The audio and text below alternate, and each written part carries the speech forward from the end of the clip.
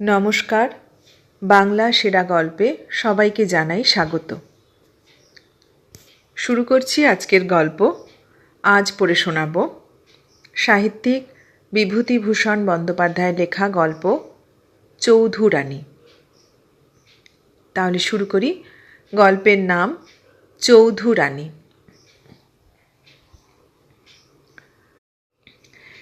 এ ইতিহাস আজকালকার দিনে শোনাবার মতো বলেই শোনাচ্ছি। যদি লিখে রেখে না দিই এ কথা কেউ জানতে পারবে না। অনেক লোকের উপকার হবে পড়লে এই বিশ্বাসেই লেখা। আমার ছেলেবেলাতে গ্রামের ওপাড়ায় রামলাল কাকার হাঁক ডাকছিল।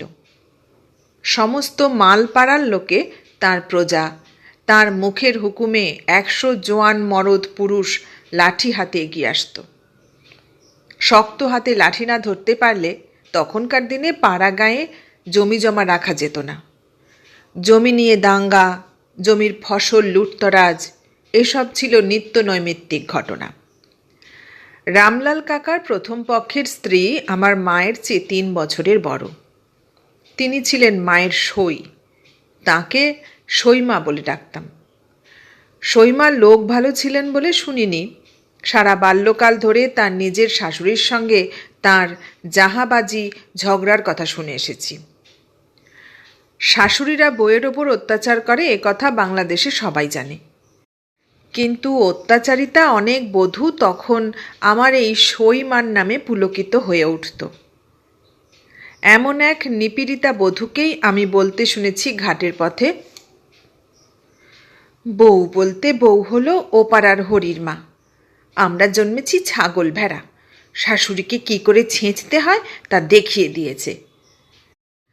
তার সঙ্গিনী বললে, কাল নাকি সেজগিন্নির মুখে বউ কেরোসিনের টেমির ছ্যাঁকা দিয়েছে। সেজগিন্নি তাই সহ্যি করে বাপু। আমাদের মতো শাশুড়ি যদি হতো। সহ্যি না করে উপায় কি বলো? যাহাবে যে বউ যে, পেরে না উঠলে সহ্যি করতেই হচ্ছে বই কি। তা ধন্যে বউ বটে। আষাঢ় মাসে 2 দিন খেতেই দিলে না শাশুড়িকে। মুখের জোরে দাঁড়াবে কে সামনে? সেজগিন্নির কর্ম নয়। শাশুড়ির সঙ্গে ঝগড়া করবার সময় রণরঙ্গিনী মূর্তি ধরে। অমন বউ ঘরে ঘরে হলে শাশুড়িরা জব্দ। আমরা পারি নে বাপু, ভয় করে। সেই জন্যেই ঝাঁটালাথি খাচ্ছি উঠতে বসতে।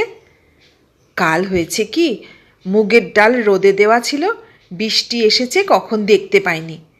খুকির কাঁথা সেলাই করছি, সে কি গালাগাল। আচ্ছা গালাগাল দাও না হয় দিলে, কিন্তু বাপ ভাই কি দোষ করলে? তাদের তুলে গালাগাল দেওয়া কেন বলো তো ভাই? বলবো আর কি, নিজেই দুবেলা সচক্ষে দেখছি, সকর্ণে শুনছি। হাড় ভাজা ভাজা হয়ে গেল ভাই। এক সময় মনে হয় একদিকে বেরিয়ে যাই, আর ভালো লাগে না। সইমা দেখতে শুনতে ভালো ছিলেন। সবাই তাকে সুন্দরী বলতো। তার 5-6টি ছেলে মেয়ে হয়। বড় ছেলেটি বুদ্ধিমান, কিন্তু অবস্থাপন্ন ঘরের ছেলে, বিশেষ লেখাপড়া শেখেনি। অল্প বয়সে জমিদারি সেরেস্তায় নায়েবি কাজে ভর্তি হলো। এই সময় সইমা মারা গেলেন। রামলাল কাকা আবার বিবাহ করলেন। কয়েক বছরের মধ্যে 3-4টি ছেলে মেয়েও হলো। কিছুদিন পরে রামলাল কাকা আবার বিপত্নিক হলেন এবং প্রায় সঙ্গে সঙ্গেই আবার বিবাহ করলেন। তৃতীয় পক্ষের স্ত্রীরও 5-6টি ছেলে মেয়ে হলো। মাঝের পক্ষের প্রথম সন্তানের নাম আশালতা।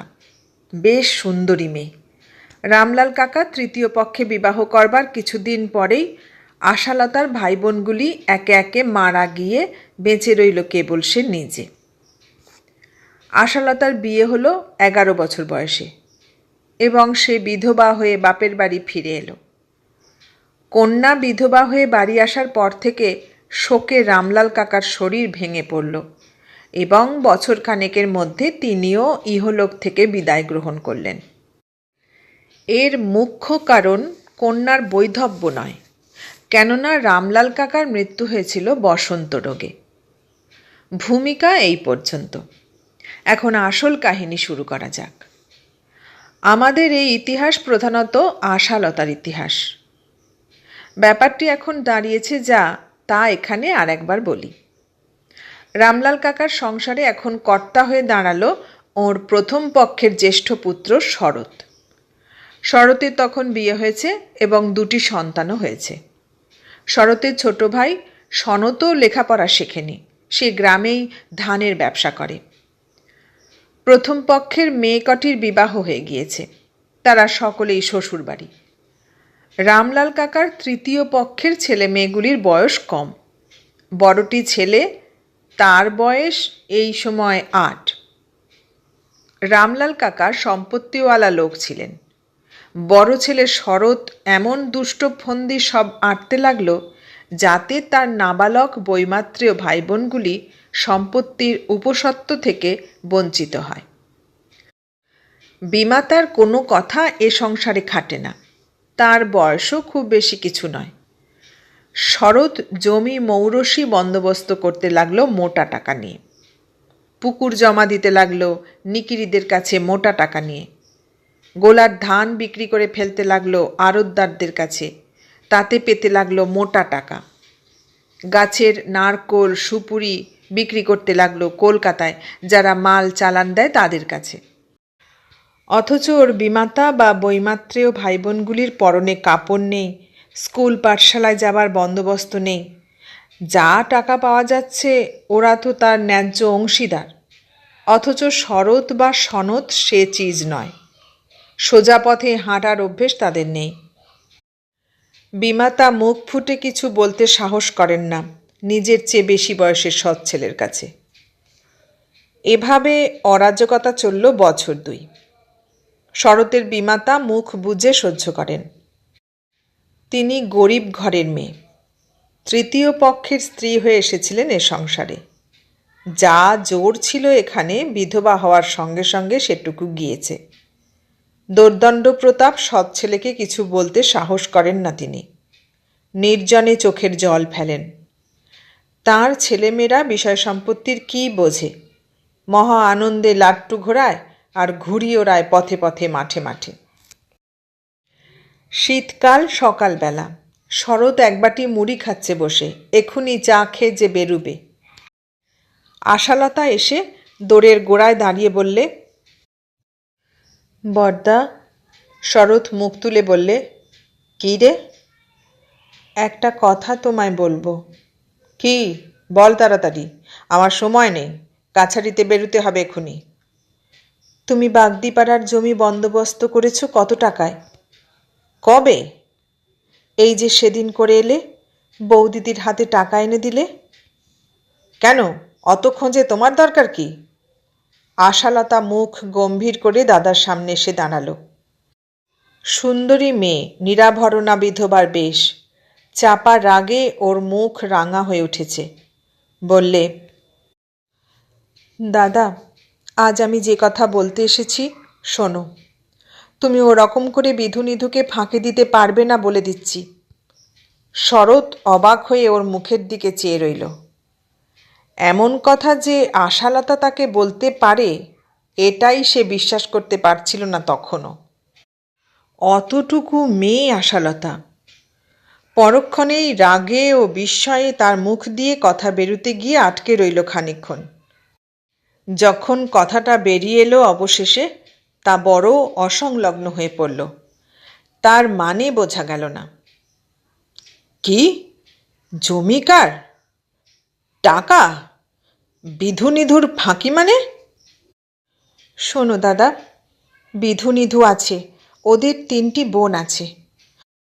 ওদের তুমি দেখো না। মা ভালো মানুষ, তিনি কিছু বলতে পারেন না। ওদের পরনে না আছে কাপড়, না গায়ে একটা জামা। মার একখানা থান, তাই শুকিয়ে নেয়। বিধু বড় হয়েছে, ওকে স্কুলে দিলে না। ওরা সব খাবে কি এরপরে? কি খাবে সে আমি কি জানি? আমারই বা কি দায় পড়েছে বিধুর পড়া নিয়ে মাথা ঘামাবার? বাবা থাকতেই তো আমাকে আর সনদকে পৃথক করে দিয়ে গিয়েছেন। কিন্তু সেসব কথার কি দরকার এখন জিজ্ঞেস করি? তোমার সে সর্দারি করবার দরকার কি?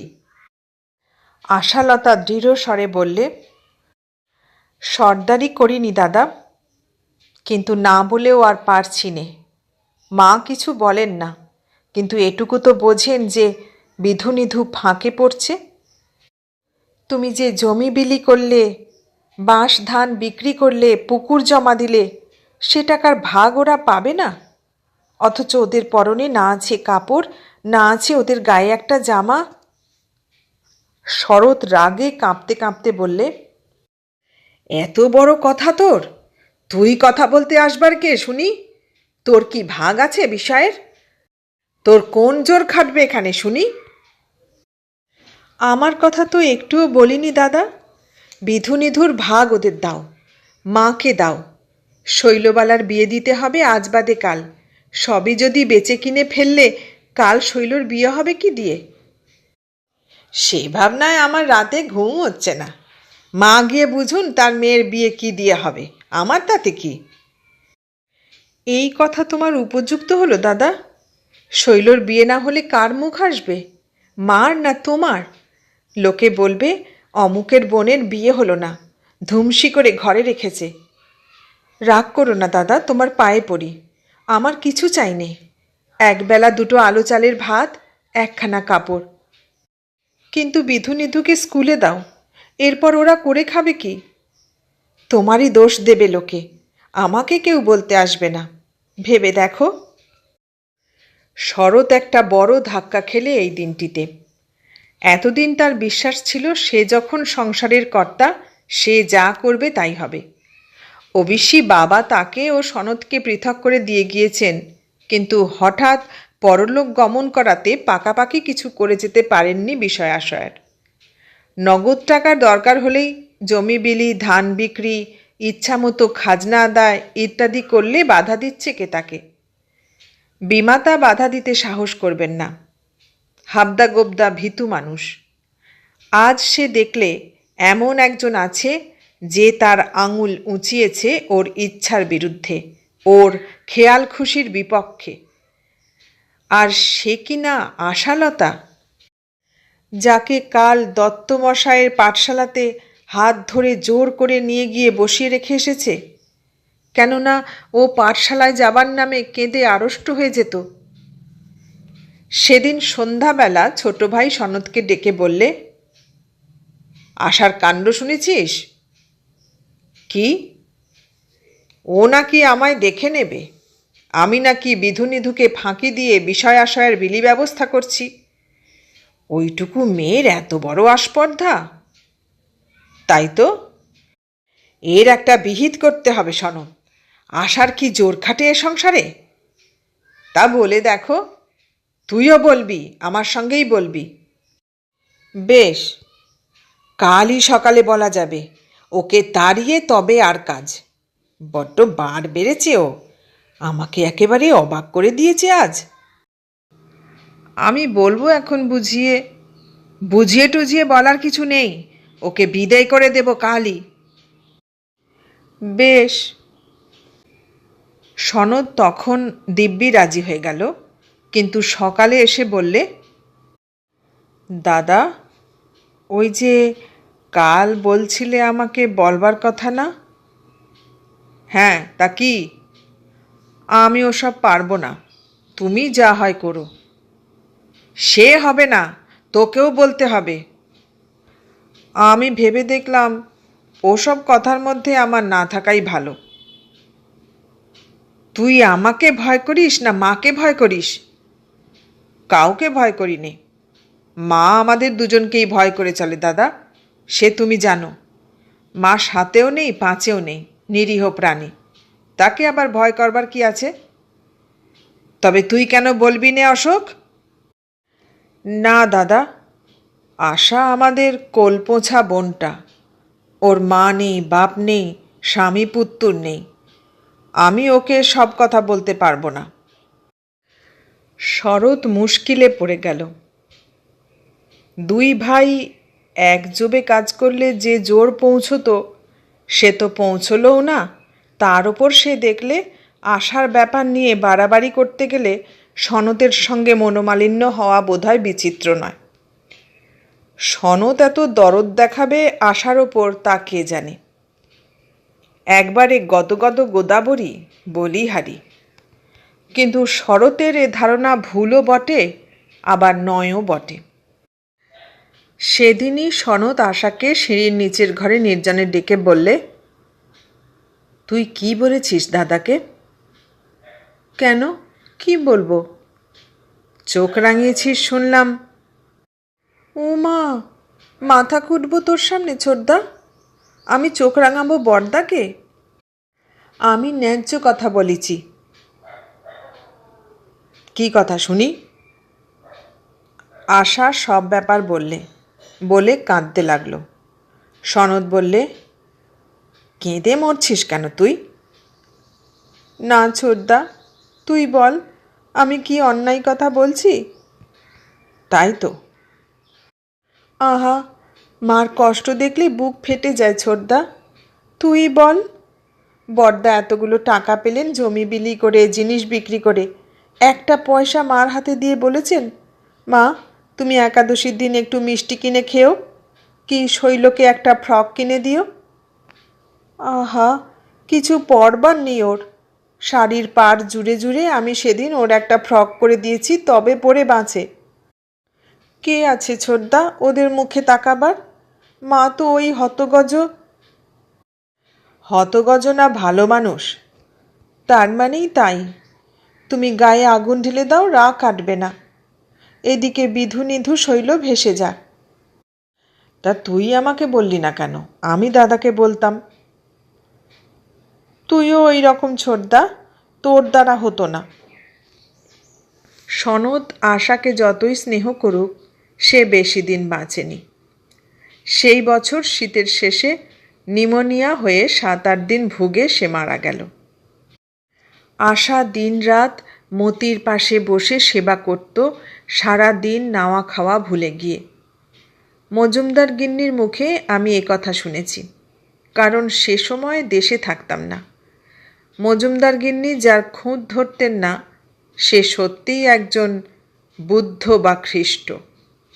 মজুমদার গিন্নি বলেছিলেন, সৎ মায়ের পেটের বোন বটে, কিন্তু নিজের বোন কমই আছে আজকাল যারা অমন করে ভাইয়ের সেবা করে। ওর মুখে এইটুকু কথার মূল্য অনেকখানি। সনতের মৃত্যুর পরে সংসারে শরতের একাধিপত্য দৃঢ়ভাবে প্রতিষ্ঠিত হলো। বাধা দেবার আর কেউ রইল না। রামলাল কাকার বিষয় সম্পত্তির মধ্যে যা ছিল ভালো, যে জমার খাজনা বিনা মোকদ্দমায় সহজে আদায় হয়, যে পুকুরে মাছ বাড়ে এবং বেশি দামে নিকিরিদের কাছে বিক্রি হয়, যে আমন ধানের ক্ষেতে জল বাঁধে সকলের আগে এবং শুকোয় সকলের শেষে, এক কথায় দুধের সরটুকু শরৎ গ্রাস করতে উদ্যত হলো। আবার আশালতাকে গিয়ে দাঁড়াতে হলো ওর কাছে। শরৎ চিৎকার করে রেগে তক্তপোষ চাপড়ে কথা বলে, আশা ধীরভাবে মৃদুর স্বরে কথা বলে। শরৎ দিন দিন বিস্মিত হচ্ছে। কে জানতো সেই আশা এই মানুষ? নিধু বিধুকে নিয়ে গিয়ে শরতের সামনে দাঁড় করিয়ে সেদিন বললে, ছেলে দুটো যে একেবারে বয়ে গেল, এরা করে খাবে কি? এদের উপায় কি করছো বড়দা? আমি কি উপায় করব? তুমি এখন ওদের গার্জেন হয়েছ, তুমি করো। আমি তোমার পায়ের জুতোর তলা বড়দা, আমায় অমন কথা বলো না।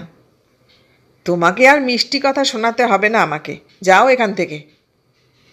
এদের উপায় কি করবে করো বড়দা, পায়ে পড়ি তোমার। মাইনে দেবে কে?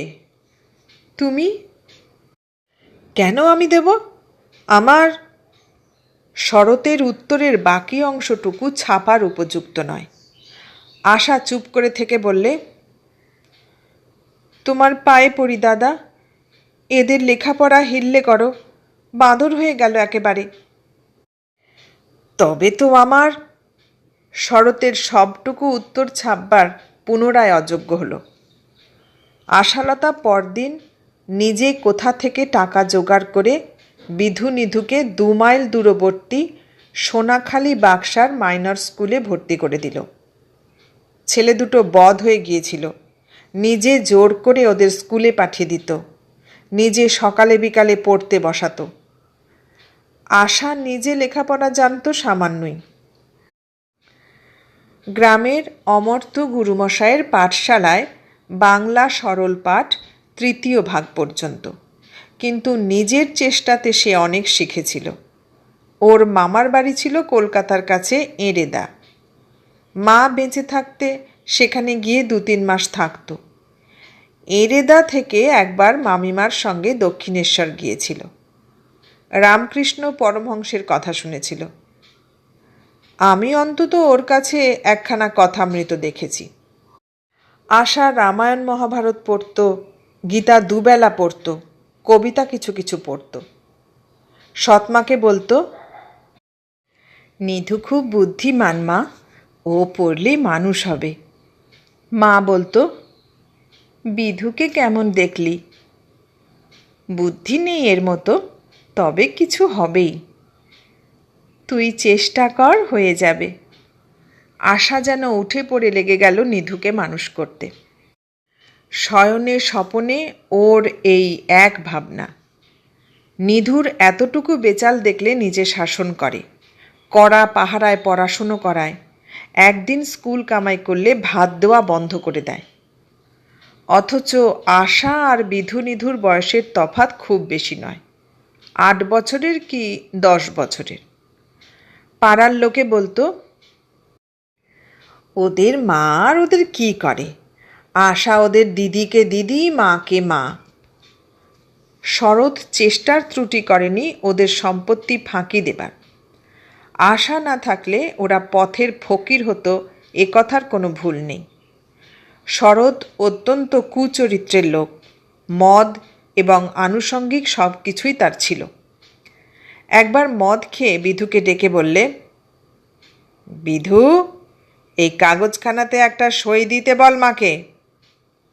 বিধু একে বরদাকে ভয় করে, তার উপরে মাতাল অবস্থায় বরদা অধিকতর ভয়ের কারণ ভালোই জানে সে।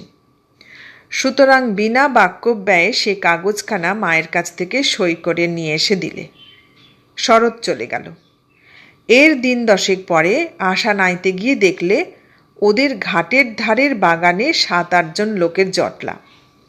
5 জন কাঠুরে গাছ কাটছে, 2 জন লোক দাঁড়িয়ে লোক খাটাচ্ছে। আশার সঙ্গে ছিল গোয়ালপাড়ার কালী গোয়ালিনী। সে কালীকে বললে, পিসি, গিয়ে জিজ্ঞেস করো তো ওরা গাছ কাটছে কেন? কালী জিজ্ঞেস করে এসে বললে, মা ঠাকরুন, ওনারা বললে শরৎবাবু এ বাগানের গাছ বিক্রি করেছে আমাদের কাছে। সে কি কথা? জিজ্ঞেস করে এসো তো কত টাকায় বিক্রি করেছে। কালী আবার গেল এবং ফিরে এসে বললে, 300 টাকায় মা ঠাকরুন। আশা তখনই বাড়ি গেল তাড়াতাড়ি স্নান করে। শরতের সঙ্গে কথাটা বলতে শরৎ ধীরভাবে বললে, কেন, তোমায় সব জানাতে হবে নাকি? তুমি বাড়ির কে? মার ভাগ মা সই করে বিক্রি করেছেন নাবালকদের ওছি হয়ে। কত টাকা দিয়েছ মাকে? সে খোঁজে তোমার দরকার নেই, জিজ্ঞেস করে এসো। তাছাড়া ও বাগানের গাছ কেটে বিক্রি করার কি ক্ষমতা আছে তোমার? 50-60 টাকার ফল বিক্রি হয় বছরে। কেন ও বাগানের গাছ কেটে বিক্রি হবে? মা সই দিয়েছে। তোমার কাছে আমি সে কৈফিয়ত দিতে রাজি নই, যাও তুমি। আশা ছুটে এসে সৎমাকে জিজ্ঞেস করে জানলে কিছুদিন আগে একখানা কাগজে সই দিয়েছিলেন বটে, তবে কি জন্যে তার সই নেওয়া হলো তা জানেন না তিনি। হ্যাঁ, কাল বিকেলে বিধু এসে তার হাতে 30টি টাকা দিয়ে বলেছিল বরদা দিয়েছে। তিনি বাক্সে তুলে রেখে দিয়েছিলেন এই পর্যন্ত।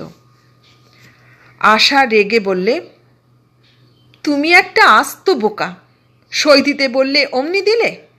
আমাকে জিজ্ঞেস করনি কেন? তুমি কি জানো কিসের সই? তুই তখন বারের পুজো দিতে গিয়েছিস পঞ্চানন্দ তলায়, শনিবারের দুপুরে। তাছাড়া শরৎ মদ খেয়ে এসেছিল, সিধু ভয়ে কেঁদেই বাঁচে না। জানো তো জমের মতো ভয় করে ওরা শরৎকে। তা তো জানি, এদিকে যে দিব্যি ওদের মাথায় হাত বুলোলো বড়দা। 300 টাকায় বাগান বিক্রি করেছে, তার 3 ভাগের 1 ভাগ 100 টাকা তুমি পাবে, সেই জায়গায় 30টি টাকা ঠেকিয়েছে মোটে।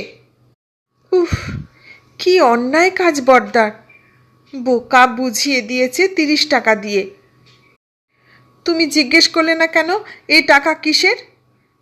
আচ্ছা মা, এত বোকা হলে মানুষ সংসার করতে পারে?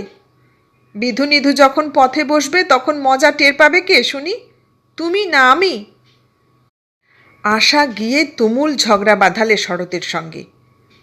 ফাঁকি দিয়ে গাছগুলো এভাবে জলাঞ্জলি দেওয়া? মায়ের টাকার ভাগই বা দেওয়া হয়েছে কই? শরৎ তাচ্ছিল্যের সুরে বললে, যা যা যা পারিস করগে। আশা রাঙা মুখে বললে, বড়দা, তুমি এখনো চেনোনি আমায়। বিধু নিধুকে আর ওই বোকাশোকা মাকে ফাঁকি দিতে পারো, কিন্তু আমায় পারবে না। এই চললাম বাগানে, দেখি কার সাধ্যি বাগানের গাছ কেটে নিয়ে যায়। আয় তো বিধু আমার সঙ্গে। এখনো এত অরাজক হয়নি দেশে বড়দা। আশা গিয়ে বাগানে যারা গাছ কাটছিল তাদের বিধুকে দিয়ে বারণ করে পাঠালে। গাছ বিক্রি করা হয়নি বিধুদের অংশের, বাগানের গাছে কেউ যেন হাত না দেয়। আশার চেহারার মধ্যে এমন কি একটা জিনিস ছিল সকলে সমীহ করে চলত। তারা টাকা দিয়ে দলিল লেখাপড়া করে নিয়েছিল আগেই, তবুও আশার কথায় গাছ কাটা বন্ধ করলে। শেষ পর্যন্ত শরতের কাছ থেকে টাকা ফেরত নিয়ে চলে যেতে বাধ্য হলো তারা। এই সব ব্যাপারে শরৎ ক্রমে আশার মহাশত্রু হয়ে উঠল। ওর ওপরে নানা নির্যাতন শুরু হলো। এমনকি বড় ভাই হয়ে বোনের নামে হীন কুৎসা রটাতেও দ্বিধা করলে না। আশা শরতের কাছে গিয়ে বললে, বড়দা, তুমি আমার নামে গাঙ্গুলি কাকার কাছে এসব কি বলে এসেছ? শরৎ মন দিয়ে হাঁসের পেনের ডগা কাটছিল। শরতের স্ত্রী সামনে দাঁড়িয়ে চায়ের পেয়ালা হাতে। শরৎ ওর দিকে চেয়ে ভুরু কুঁচকে বললে, কেন এখানে এসেছিস? বলবো না? তুমি বড্ড সতী তা আমার জানতে বাকি নেই। কেন, কি করেছি আমি? শরতের উত্তর ছাপাবার অযোগ্য। আশা মুখ ফিরিয়ে শরতের স্ত্রীর দিকে চেয়ে বললে, শুনলে তো বৌদিদি বড়দাদার কথা? শরতের স্ত্রী স্বামীকে অনুযোগের সুরে বললে, কি যে বলো, অত বড় সমত্ত বোনকে ওইসব। শরৎ দাঁত খিঁচিয়ে বললে, তুমি চা দিয়ে চলে যাও দিকি, নিজের কাজ দেখো গে। শরতের স্ত্রী চোখের ইশারায় আশাকে চলে যেতে বলে সেখান থেকে সরে গেল। আশা সে কথা শুনলে না। দুজনে ধুমধুম আর ঝগড়া বেঁধে গেল। পাড়ার লোকে উঁকি ঝুঁকি মারতে লাগলো। আশাকে অনেক অপমানজনক কটূক্তি শুনতে হলো শরতের মুখে। শেষ পর্যন্ত শরতের স্ত্রী হাত ধরে সেখান থেকে টেনে নিয়ে গেল। আশার চোখ দিয়ে জল বেরিয়ে গিয়েছিল। আঁচল দিয়ে চোখ মুছতে মুছতে বলল, দেখো দিকি বৌদি, কী সব কথা যে উনি বলেন। শুনছিলে তো বৌদিদি, আমি নাকি। তুমি ও বাড়ি চলে যাও ঠাকুরজি, কেন মিথ্যে অপমান হওয়া? আমি কি বলবো বলো? আমার বলবার জো নেই কিছু, সবই জানো। খিড়কি দরজা দিয়ে চলে যাও। কিছুতেই কিন্তু আশাকে দমানো গেল না। সে ডানা দিয়ে আগলে রেখে দিলে বিধু নিধু শৈলকে নয়, শুধু তাদের মাকে পর্যন্ত, যদিও ওর মা তার চেয়ে বয়সে অনেক বড়। গ্রামের লোকে আশাকে শ্রদ্ধার চোখে দেখত। অনেকে অনেক রকম সাহায্য পেত আশার কাছ থেকে। কারো আঁতুড়ে রাত জাগতে হলে আসা, কোনো যজ্ঞী বাড়িতে রান্না করতে আসা, কারো বাড়ি থেকে পুরুষ অভিভাবক বিদেশে যাবেন, সে বাড়িতে 2-4 দিন শুতে হলে আসা, কারো বাড়ির ডাল বেটে দেবার সময়ে আসা। সারা গাঁখানার যে কোনো বিপদে আশাকে সবাই স্মরণ করবে এবং পাবেও। পাবে ঠিকই, ঘড়ির কাঁটার মতো পাবে, কখনো নিরাশ করেনি কাউকে। সেবার বৃদ্ধ বেনি হালদার ওকে বললেন, দিদি, একটা উপকার করতে হচ্ছে, রাতে কষ্ট পাচ্ছি, একটু দুধ পেলে খেতাম। দুধ পাওয়া যায় না, আমি গরিব, আমায় কেউ দেয়ও না। ছনু বৈষ্ণবের গায়ে দুধ দিচ্ছে, তুমি গিয়ে বলে কয়ে যদি 1 পোয়া করে দুধ দৈনিক যোগান দেওয়ানোর ব্যবস্থা করতে পারো। দাদু, আপনার ভাত রেঁধে দেয় কে? জম। কে দেবে দিদি? এ গায়ে কি কেউ কারো দিকে তাকায়? তোমার দিদি মারা গিয়েছে আজ 6 বছর। এই 6 বছরই হাঁড়ি ঠেলছি। ছেলে নেই, মেয়ে থাকে শ্বশুর বাড়ি। আমি না রাঁধলে রাঁধবে কেডা? আমি যদি রেঁধে দিই খাবেন দাদু? যতদিন আপনার বাত না সারে রেঁধে দিলে খাবেন? খাবো, খেয়ে বলতে যাব, দুহাত তুলে নাচব, মনে করব শ্রীক্ষেত্রের মহাপ্রসাদ খেলাম। কেন, এ কথা বললি কেন দিদি? আমার নামে এ গায়ে রটনা রটেছে কি না? বর্দা রটিয়ে বেড়াচ্ছে। আমার মায়ের নামে যদি রটনা রটত তবে আমি তার হাতে খেতাম না। মাস 2 অর্থাৎ সেবার গোটা শীতকাল ধরে রোজ সকালে এসে বুড়ো বেনি হালদারে রান্না করে দিত আশা। ফলে সেই শ্রাবণ মাসেই যখন বেনি হালদার মারা গেলেন, তখন নিষ্কর ব্রহ্মোত্তর সম্পত্তি থেকে 2 বিঘে আমন ধানের জমি তিনি আশার নামে উইল করে দিয়েছেন শোনা গেল। এ নিয়ে মোকদ্দমার সৃষ্টি হয়েছিল। বেনি হালদারের জামাই এসে বললে, ও উইল জাল, সব সম্পত্তি তার ছেলের প্রাপ্য। আশা কে যে তাকে সম্পত্তি দিয়ে যাবেন তার শ্বশুর? শরৎ বেনি হালদারের জামাইয়ের তরফে মোকদ্দমার গোপনে তদবিরও করেছিল, কিন্তু শেষ পর্যন্ত আশার জমি কেউ কেড়ে নিতে পারেনি। বিধুর লেখাপড়া যেটুকু হয়েছিল তা আশার চেষ্টা ও উৎসাহের ফলেই। নিধু লেখাপড়ায় খুব ভালো, ম্যাট্রিক পাশ করলে বেশ ভালো হবে। ইদানিং শরৎ সম্পূর্ণভাবে পৃথক হয়ে গিয়েছিল। এদের সম্পত্তিতে হাত দিতে সাহস করত না, আশাকে ভয় করত। সেই শরতের বউ যখন মারা গেল, আশা গিয়ে শরতের সংসারে বুক দিয়ে পড়ল। ওর ছোট ছেলে মেয়েদের দেখাশুনো, রান্না করে খাওয়ানো সব কিছু করত আশা। অবশ্যই বেশি দিন করতে হয়নি, কারণ দ্বিতীয়বার বিবাহ করতে শরৎ 3 মাসের বেশি দেরি করেনি। আশা চোখের জল ফেলে বলেছিল, বৌদিদির যে কী গুণ ছিল তা কেউ জানত না, আমি জানতাম। বর্দার ভয়ে জুজু হয়ে থাকতো বেচারি। নিজের ইচ্ছেতে কিছু করবার কি তার উপায় ছিল? অমন বউকে বর্দা চিনতে পারলে না। 2 দিন যেতে তর সইল না, অমনি বিয়ে করে নিয়ে এলো। মাঘ মাসের শেষ। আশা শরতের বাড়ি গিয়ে বললে, বর্দা, তোমায় যেতে হবে একবারটি। কোথায় যাব? বিধুর বিয়ের জন্যে হাঁটাহাঁটি করছে 7 বেড়ের দুঃখীরাম চৌধুরী। একবার গিয়ে মেয়ে দেখে এসো। আমি যাব? তবে কে যাবে বলো? তুমি আমাদের মাথার মণি, বংশের বড় ছেলে, আমাদের সকলের অভিভাবক। তুমি যা ঠিক করবে ওর বিয়ের বিষয় তাই হবে। যাও, গিয়ে দেখে এসো বর্দা।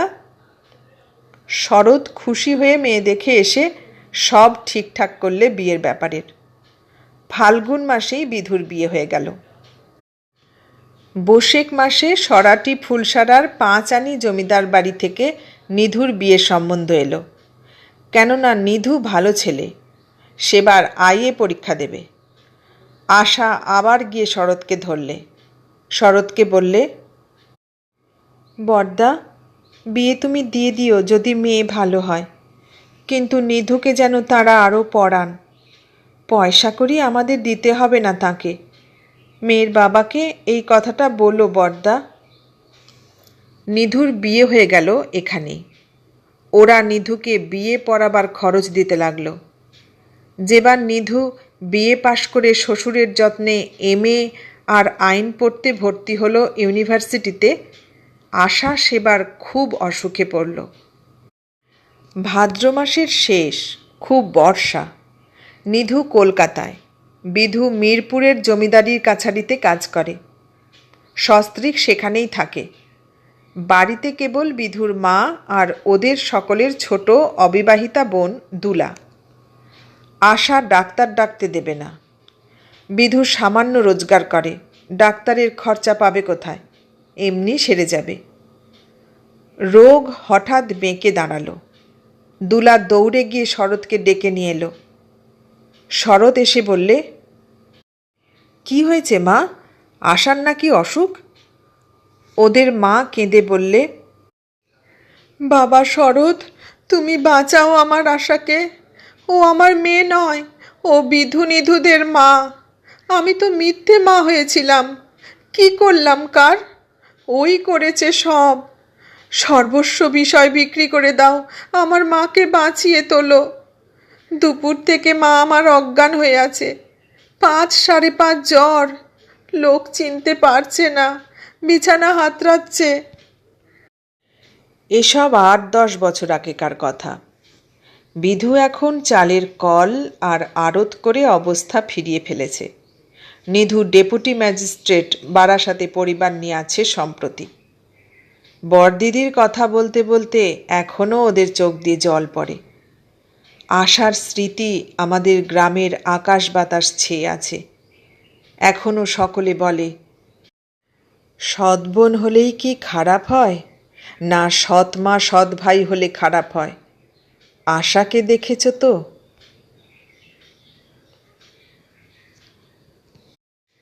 এতক্ষণ শুনলেন বিভূতিভূষণ বন্দ্যোপাধ্যায়ের লেখা গল্প চৌধুরানী। কেমন লাগলো গল্পটা? ভালো লাগলে লাইক, কমেন্ট, শেয়ার করবেন। আর নতুন বন্ধু হলে সাবস্ক্রাইব করার অনুরোধ রইল। সবাইকে অনেক ধন্যবাদ জানিয়ে আজ এখানেই শেষ করলাম।